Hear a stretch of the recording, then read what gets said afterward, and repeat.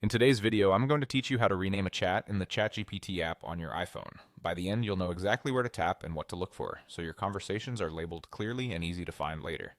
First, open the ChatGPT app on your iPhone. Give it a second to load your recent conversations. If you're already in a chat, that's fine. You can still follow along from there. Next, look to the top left corner of the screen for the menu icon. It's the one with two horizontal lines. Tap that to open your sidebar. This is where your list of chats lives, along with any folders or settings you might use. Take a moment to scan the list and find the chat you want to rename. You can usually recognize it by the first few lines of the conversation shown as a preview, which helps you make sure you're selecting the right one. Now tap to open that chat. Once the conversation is open, head to the top right corner of the screen and tap the three dots icon. That's the options menu for this specific chat. It gives you quick access to actions that apply to the conversation you're viewing. From the menu that appears, tap Rename. This will bring up a text field where you can enter a new title for the chat. Go ahead and type the new name. Keep it clear and descriptive so you can recognize it at a glance later.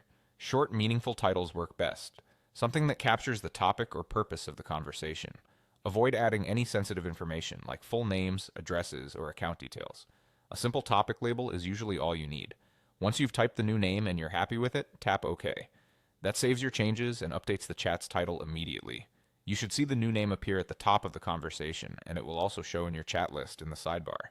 If the title doesn't feel quite right, no worries. You can repeat these same steps and rename it again anytime.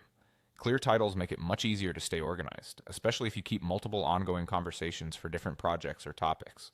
That's it. You open the ChatGPT app, use the menu to find your conversation, open the chat, tap the three dots, chose rename, typed a new name, and tapped OK to save it. Thanks for watching, and I hope this helps you keep your ChatGPT workspace tidy and efficient.